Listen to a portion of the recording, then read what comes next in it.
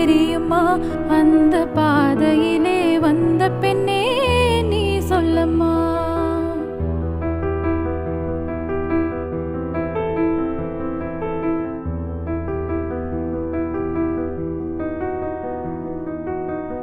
உத்தம திருநபியின் மகள் அல்லவா? உத்தம திருநபியின் மகள் அல்லவா? நமது உண்மை வீரர் அலியாரின் மனைவி அல்லவா? சத்தியம் காத்து நின்ற இதயம் அல்லவா? சத்தியம் காத்து நின்ற இதயம் அல்லவா? நல்ல